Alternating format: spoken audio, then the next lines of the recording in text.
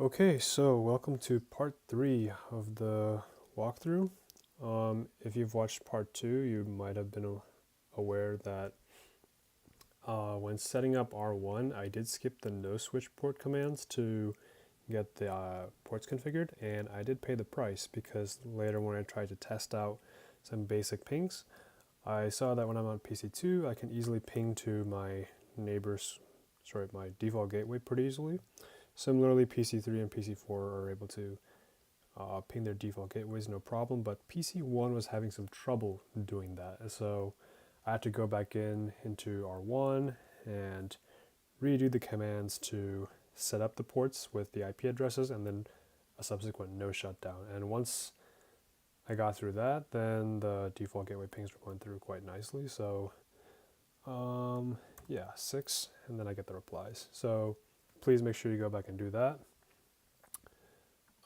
Yeah, so in this part, I will basically be going through uh, configuring RIP on all of these guys and then doing some pings across the network, for which we'll see some good stuff happening, hopefully, and if we don't, we'll probably troubleshoot.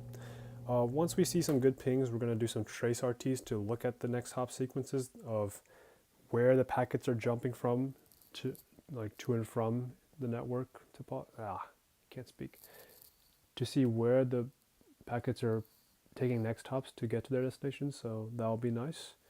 And then we will compare that to how the packets hop from one hop to another once we configure OSPF in all the routers. So hopefully we'll see some differences, because sometimes we'll see that packets will take this diagonal as opposed to taking 2 hops across the diagonal. So yeah, without further ado, let's get straight into this first guy right here, and let's start putting together RIP. But knowing myself, I'm gonna keep my notes with me because I know I always mess up on typing. So I've got my RIP commands here and my OSPF commands here, but let's start with our RIP.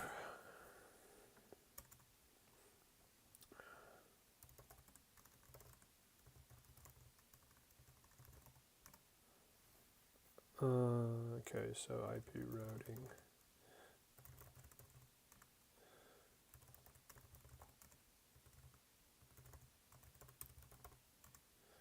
Okay, and then we just add the networks that R1 is connected to, and good thing we have these subnets or subnet labels so that we exactly have the network ID. So starting with subnet 1, network. Shoot, I don't remember if I have to add a subnet mask. I don't think I do. Let's try it. Yeah, looks like it's a valid command. If you guys don't know, typing a question mark will basically prompt the shell to ask it if it's kind of like doing autosuggest basically with your IntelliJ or Eclipse IDEs. It's basically prompting the shell to ask it, hey, what are the possible commands I can put in here? If you see CR though, that means complete request, meaning that what you have at the moment on your shell is a good request or a good command. So you can go ahead and enter, and then you can move on to the network. Let's do the other guys now. So it's network 192.168.50, network 192.168.4.0, network.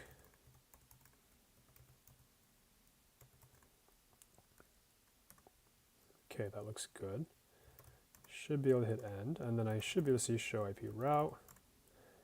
That is wonderful. I have 4 directly connected networks. Great.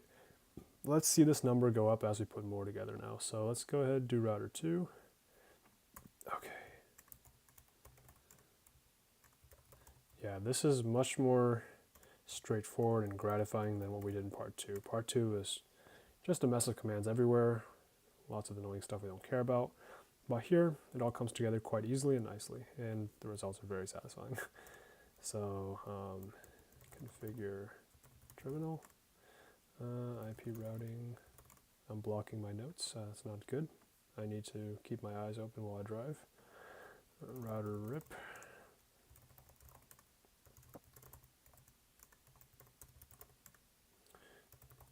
And of course I need my labels, so let's put that away for a while. Router 2 has, oh, I need to minimize, not minimize, shrink my window. So network, okay, let's start with subnet 7, 192.168.7.0.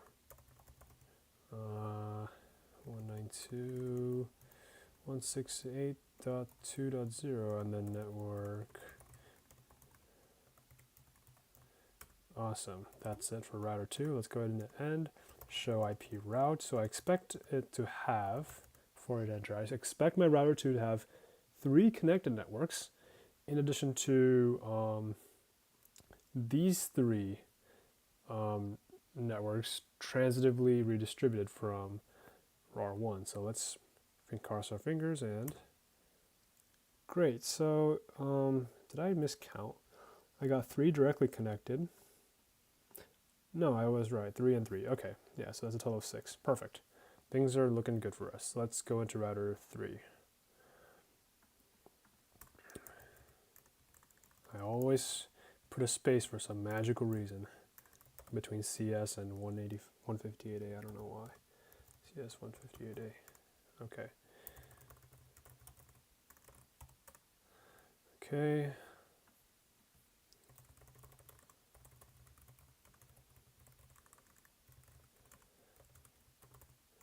None of this should come as a surprise. You guys have all done this already a bunch of times, so now you guys are just watching me do the dull and boring stuff.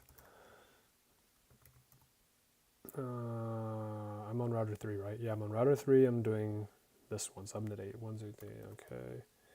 That's not good. I need network. Oh, I can't bring my cursor over like that. Okay. Network 2.168.8.0.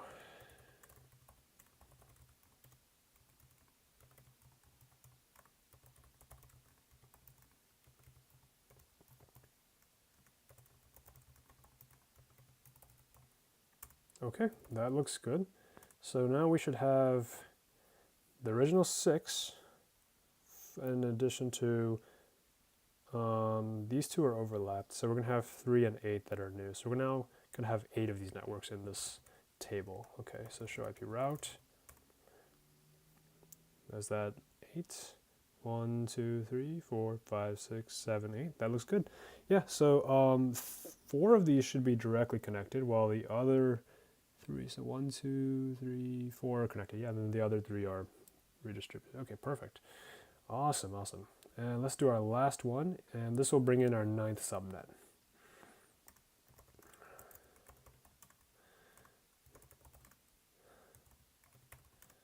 Okay, configure terminal, IP routing, router rib, version 2, version 2, no auto summary, and then what's next? Okay, just the networks, all right. Network 192.168.3.0, network 192.168.4.0. Last but not least, network 192.168.9.0. And we're ready to do a show IP route. We're going to have, that is not good. That's not good. Let's try again. There we go. That was a scary moment. But yeah, it seems to be the case that it takes a while to redistribute the routes. 3 should be directly connected, so 1, 2, 3, and the other 5, 1, 2, 3, 4, hold on, I'm kidding. 9 minus 3 is 6. Okay, so 1, 2, 3, 4, 5, 6. All right. Wonderful. Absolutely wonderful. Now for the fun part. I'm going to basically do some pings and trace RTs. So I'm just going to go ahead and have PC1 ping all the other guys. And while I have those pings happen, I'll also do some trace RTs. So I'm not going to bother with trying all pairs, meaning like PC1 and PC2, PC2 to PC1 and all of them. So I'm just going to try only PC1 to the other guys. So let's start with PC1 to PC2, 192.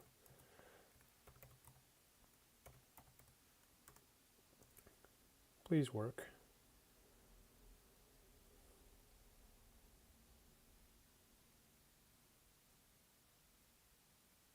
always? Oh no. Oh no, that's a big fat L. All right, let's see if we can cut our losses and try to get another one instead. 192.168.8.2. No, this one's quite unfortunate. Hi. Okay, well, I guess it's time to debug then. Why are we not getting it to our destinations? Let's try on the other one last time. 168.9.2. Yeah, that's an L. It's not working. You should be pretty quick to respond, but all right. I guess we begin by looking at our route table right here. So let's start with show IP route.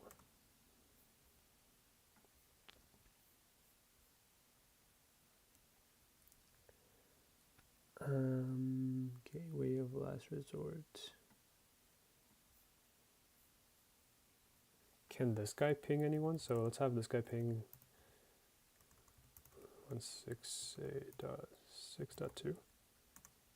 All right, that's good. Can I have you ping your neighbor real quick? 192.168.1.2. Okay, that's good. So R1 can ping R2. Let's make sure that PC1 can ping R2 as well. That should be straightforward enough. 192.168.1.2.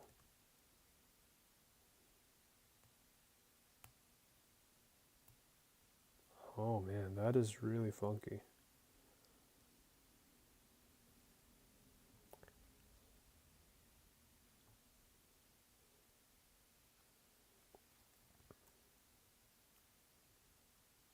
Okay, there seems to be some problem right here within our phases, so let me make sure that I can ping my default gateway again. 192.168.6.01. Okay, I can ping my default gateway, which is route 1 or R1.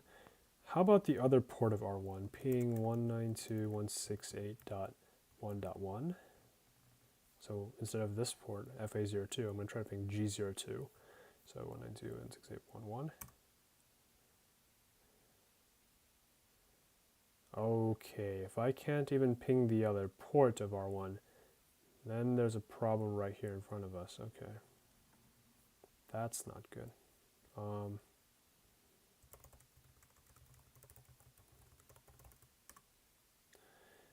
Yeah, so 16.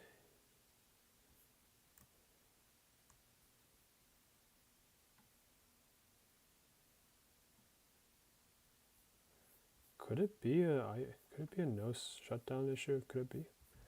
Let me try PC2.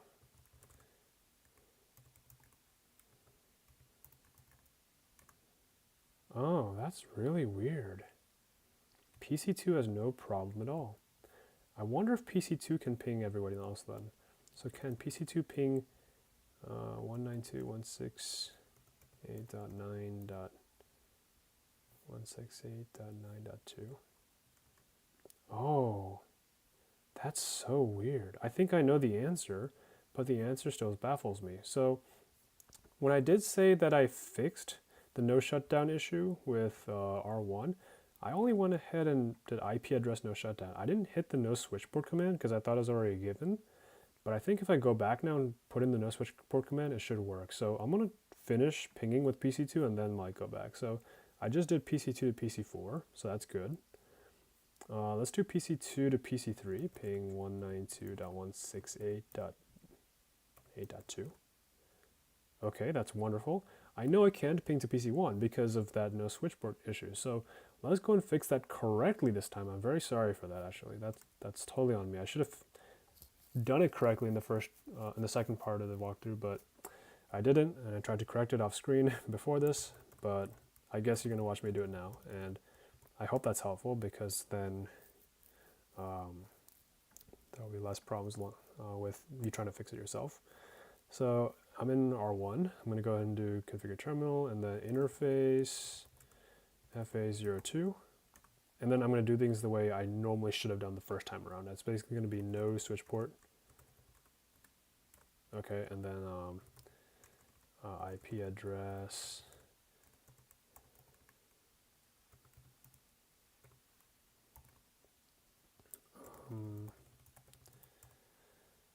IP address 192. So hoping that this works, this still begs the question that why is there no real better way to solve this problem or debug this problem than just know the answer off the top of my head? And unfortunately, I wish I knew there was a better way, or I wish I knew if there was a better way, but for the moment, that's all I got. I just have my intuition. Interface A2. So I did that, so no switch port, and then IP address for G02 address. 192.168.1.1.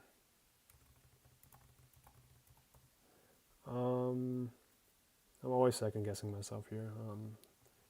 Alright, no shut. Interface FA01. IP address 192.168.5.1.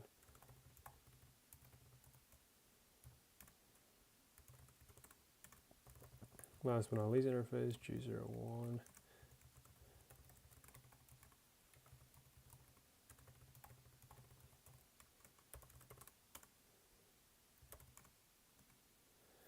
Okay, now I should be able to ping. I mean, I don't care about pinging from this guy. I want to ping from PC1. So PC1 168.6.1. Why did I bother doing that? Let me go straight to PC2 actually. PC2 192.168.7.2.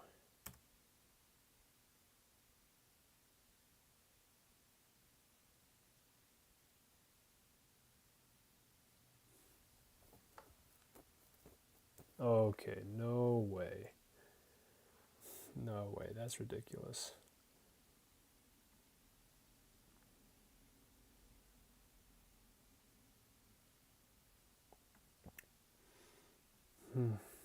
Let's try the other. Let's try the G02 port of R1 again. Ping 192.168.1.1.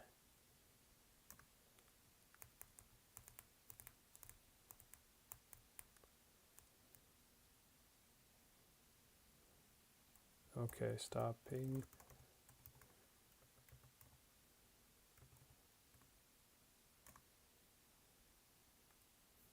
So the default gateway is correct.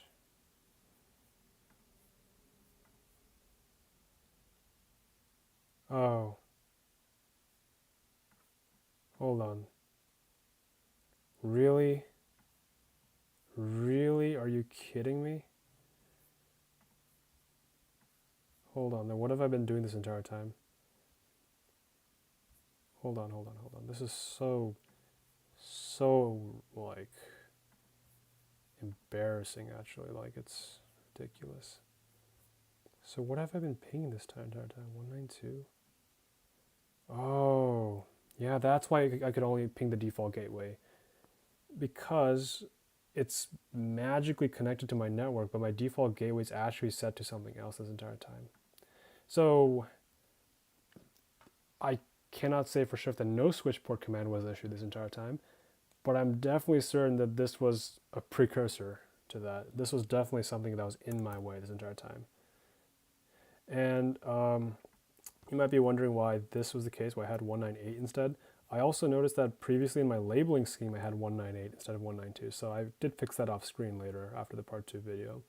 So that's totally on me again, my bad. Lots of mistakes happening here, but I hope you can understand or realize the consequence of making such mistakes.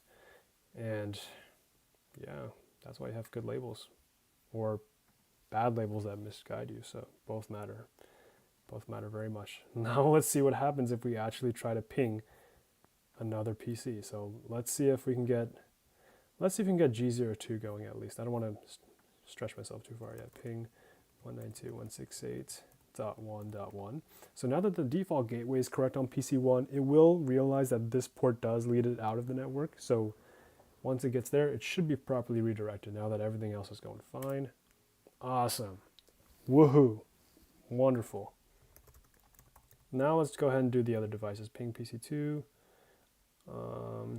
That's what I want. PC168. 7.2. Great. Yay. All right. That is a great relief. 168.9.2. Wonderful, wonderful, wonderful, wonderful.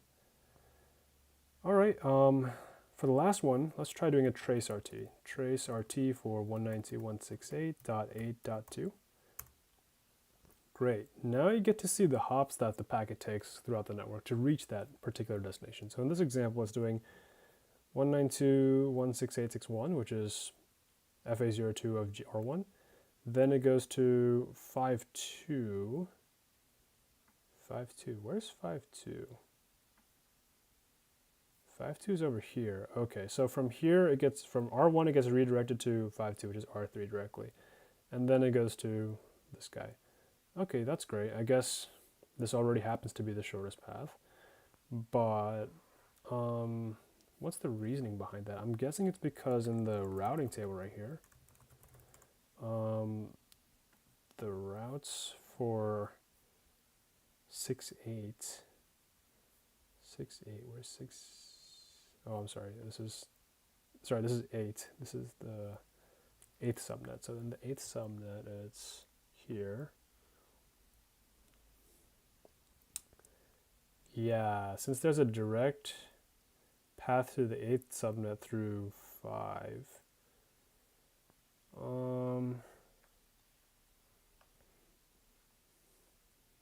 that's strange. Why doesn't it indicate that there are multiple paths? What about, okay, well, how does it recognize the multiple paths for this one though? So it says the second subnet right here, this one, can be approached through 5, which is this guy, or 1. Okay. I see. Interesting. So the way the routes are redistributed does have some effect on how they're placed here.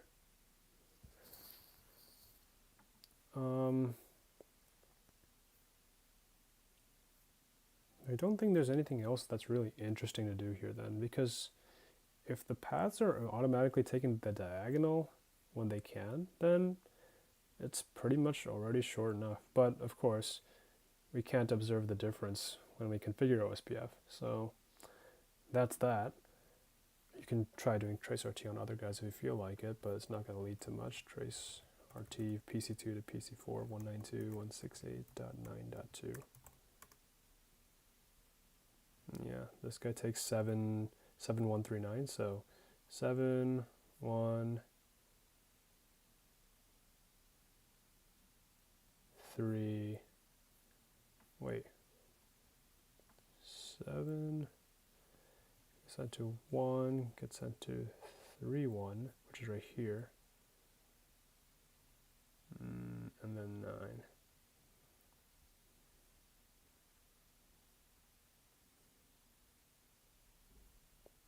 How does 1 go to 3 though? Because this guy's 1 and this guy's, shouldn't it get sent to 4?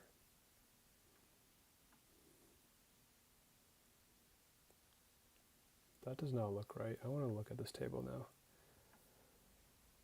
For this guy to get to 9, yeah, it's to go to 4. I don't understand how. Maybe I'm just tripping right now and I don't see it. But that's okay. Things are working. That's all that matters right now. I could probably investigate that a little later. But let's go ahead and finish this off with just configuring OSPF now. So OSPF is literally going to be a similar set of commands, pretty straightforward, and then we can just run trace RT and also compare it to the example that the professor had to see if we match up. Okay, so let's get to it. So configure terminal. All right, and then router OSPF1. Log adjacent changes, and then network. Okay, this one's the nasty long command. Okay, so let's start with subnet 1, I guess. So 92.168.0, and then at 0.0.0.255 area 0.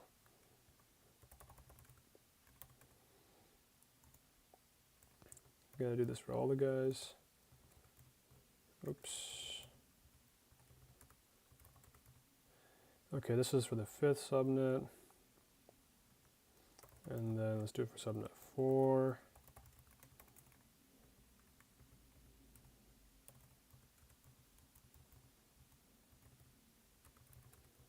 And last but not least, subnet 6.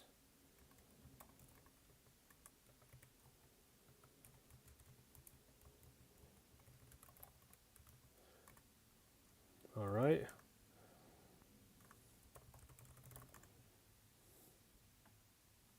So OSPF is set. I don't see any real differences here, so it might take a while.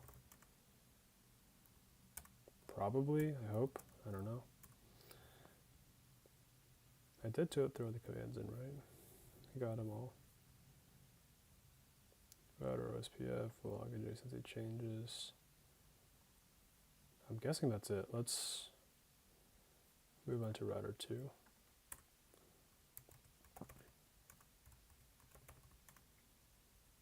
What?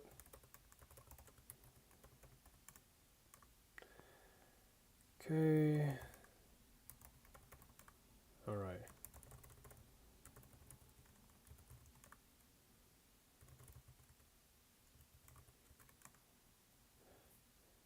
Okay.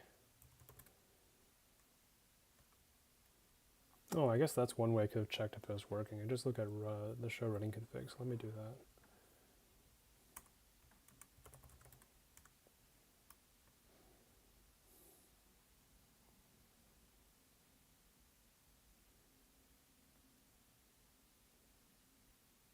Yeah, that's good.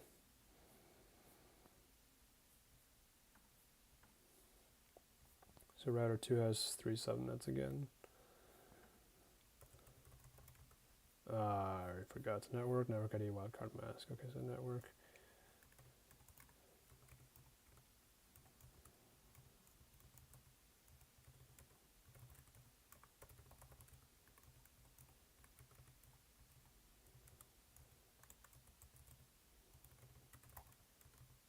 This is subnet 2.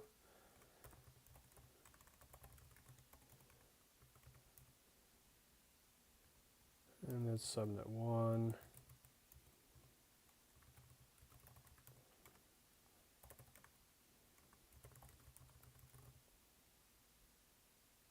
Huh?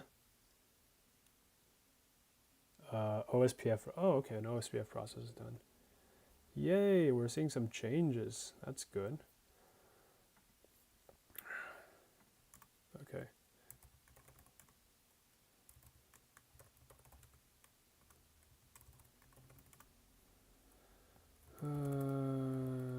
Okay, configure router OSPF1.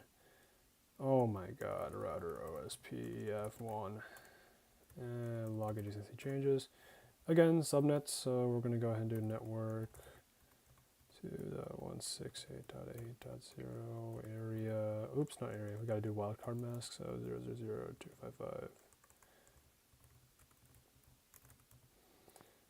000.255. Yeah, wildcard masks and subnet masks are pretty similar in the sense that they're quite a hassle to calculate if they're not even. So if we do end up with a similar issue as we did in the midterm where we had non-overlapping intervals of device ranges or conflicting device ranges, then you'll have to do some nasty arithmetic to handle that. Yeah, that's not fun. Hopefully we get some good numbers. 188.688.0.0.2. So this is subnet 8.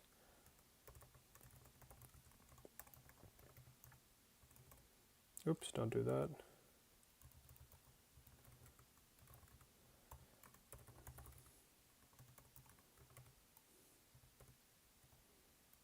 No, what just happened?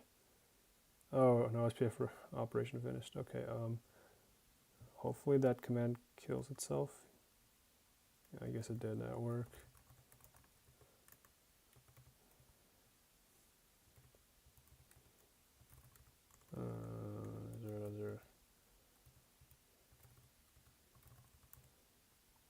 That's subnet 5 and then subnet 3 network. Not again. Network 192.168.3.0. Boom. Okay, we're seeing some more stuff. That's great.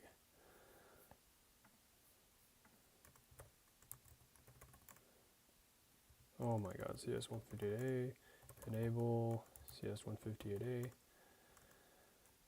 All right, one more to go.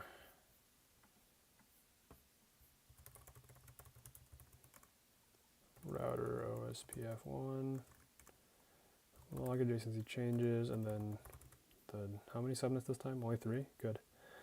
3. Tired of typing. 168.3.0.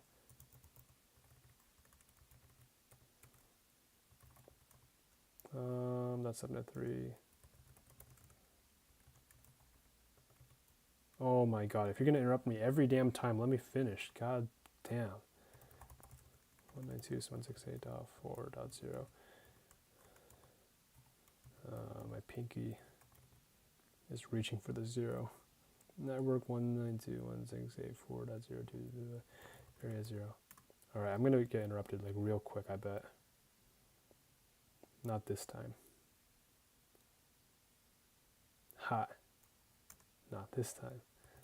Last one, network 192.168.9.1. Oops. And 0.0.0.0.255 area 0. Okay. Yeah, I think I'm ready to do a big comparison against the routing tables.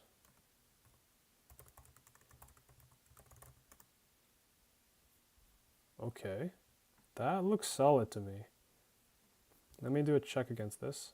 Oh, yeah, that's perfect. So if you can see my screen right here, I'm looking at the lecture recording from last class, and that table right there is 3 direct connections. I'm sorry, 4. 1, 2, 3, 4 direct connections, followed by all OSPF configured routes. So all our subnets are configured in OSPF. Let's take a look at the other tables real quick just to be sure. Same thing here, awesome. Same thing here, perfect. Awesome, same thing here. And as you could probably guess, the pings will work the same way. So if I try to do a ping between PC1 and PC4, it'll be the same. The results will be just fine. More importantly though, if you were to run these commands and then, run these pings and then also check the trace RT, they will always take the diagonal when they can. So if I mean, they already did kind of with the RIP, and you can't really tell the difference now that they're doing it again with OSPF, but if this were a more complicated network with a large string of hops possible compared against a smaller string of hops, they would always take the smaller one now. So that's why it's called OSPF. OSPF stands for Open Shortest Path First. So now if I try to run trace RT on 192.168.8.2, you can see I'm taking the 5 subnet right here, and then I'm jumping over to that PC network. So yeah, I don't think there's anything else to talk about here, because as you can see, the traces work, the pings work, the tables are correct, labels are correct. Now that stupid no shutdown issue and that default gateway thing are fixed, so that resolves all the nonsense I had to deal with in debugging. Yeah, so that's it for this. And in this setup, you saw that I did RIP and OSPF for everything. If I do make a part 4 where I do follow his recommendation and trying out another configuration where I have like half and half, I think he said that at the 1910 mark in the lecture, I would do that by building off of whatever I have in part 2. So the PKT file that I'm going to provide for the end of this walkthrough will be basically what's here right now. part 4 will basically will be another version that builds off of part 2, and we'll probably have that different setup if I do it. But otherwise, yeah, as you saw, the results look the same. TraceRT is good, ping's good, and maybe there'll be a part 4 that builds off of part 2. But yeah, thank you for watching. I hope you guys have a good time using this to prepare for your final exam. Yeah.